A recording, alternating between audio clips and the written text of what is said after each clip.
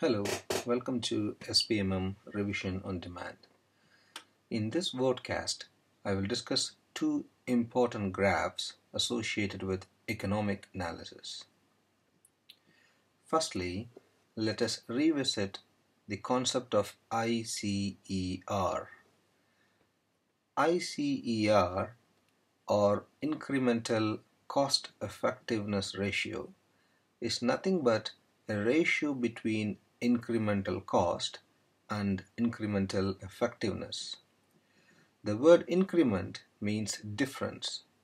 So if you divide the cost difference between two interventions by the effectiveness difference, you can get ICER. The value of ICER indicates the additional cost, usually in pounds, required to be spent to achieve one additional unit of gain in the clinical outcome that is being considered. What value of ICER is ideal? In other words, on the basis of ICER, when will you consider a treatment option to be cost effective? To answer this question, we must look at a figure called cost effectiveness plane. This helps us to visualize the additional cost required per additional unit of improvement in a two-dimensional space.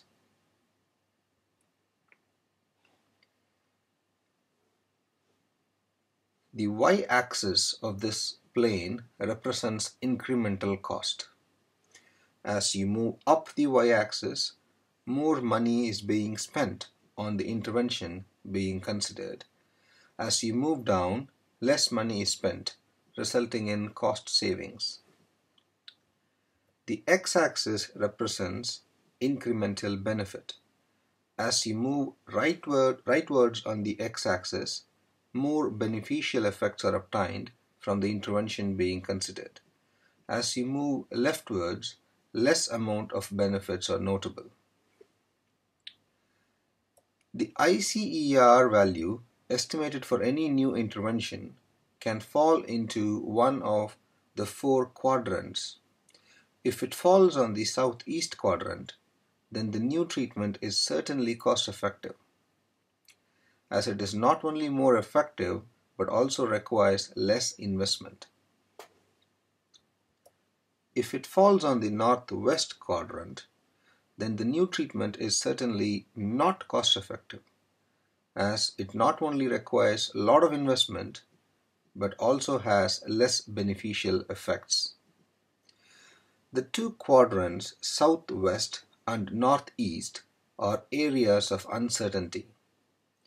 When a treatment has ICER values falling in northeast, it indicates that a considerable investment is required to realize the potential gain in effectiveness.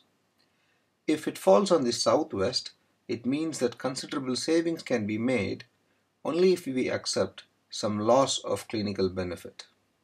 These trade-offs may or may not be acceptable, depending on how much money is available for investment. In other words, whether a treatment with ICER in areas of uncertainty is acceptably cost-effective or not actually depends on the decision maker's willingness to pay. Let us assume that your hospital is willing to spend up to £20,000 in order to achieve a gain of 1 QALY among depressed patients. This is shown by a point that corresponds to the values 20,000 in y-axis and 1 QALY in x-axis.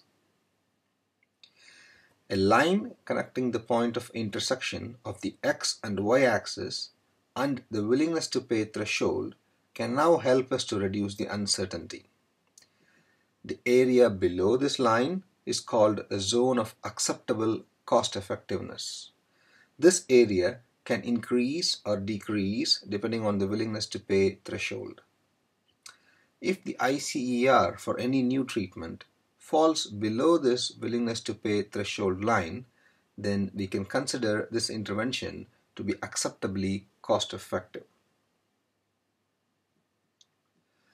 I hope by now it is clear that the probability that a treatment is acceptably cost-effective depends on the willingness to pay threshold. As you can see here in this figure, the ICER values for a number of hypothetical treatments are plotted. A good number of these treatments have acceptable ICERs falling under the black line, which depicts the willingness to pay threshold of $50,000 per quali. When you increase the willingness to pay threshold to $65,000 per quali, the number of ICER values that become acceptably cost-effective increases.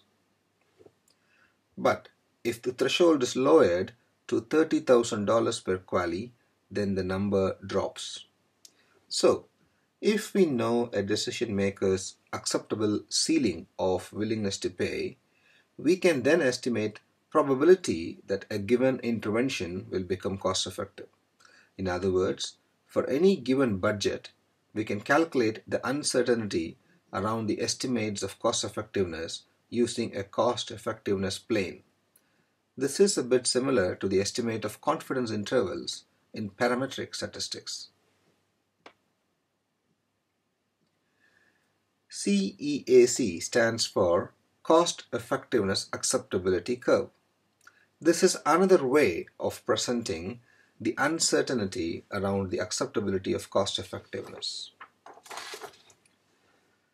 As discussed earlier, each value of willingness to pay gives a specific probability of cost effectiveness. If we plot various WTP, that is, willingness to pay values, along the x-axis, and the cost effectiveness probabilities along the y-axis, we can get a cost effectiveness acceptability curve, CEAC. Please note that the WTP metric could use any measure of effectiveness, for example, number of depression-free days or qualis, etc.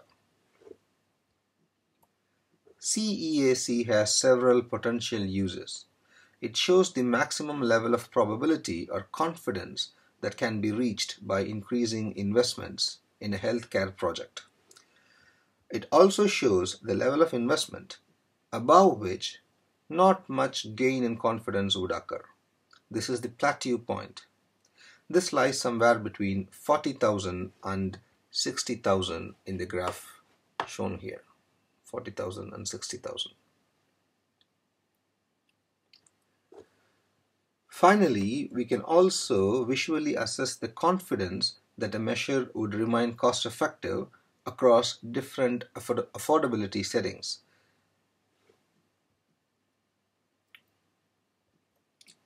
Let me now show you a CEAC graph that came up in a recent exam. You can see that there are three CEAC curves depicted here. One for tricyclics, shown by a continuous line, one for SSRIs, shown by a dashed line, and one for lofipramine, shown by a dotted line. Overall, it appears that the SSRIs have a higher probability of being cost-effective under various thresholds of willingness to pay. The maximum threshold reached in terms of probability is around 0.65. The maximum is nearly reached at an investment level of £15,000 per quali. Further investments do not bring much more remarkable gains. Though SSRIs appear to have higher probability of being cost-effective compared to the other two antidepressants, below a certain point, corresponding to around £5,000 per quali, SSRIs lose their supremacy.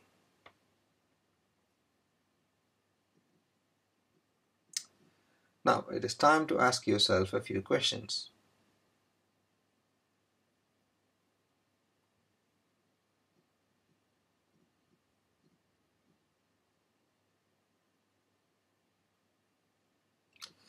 Thank you for choosing SPMM course for your revision.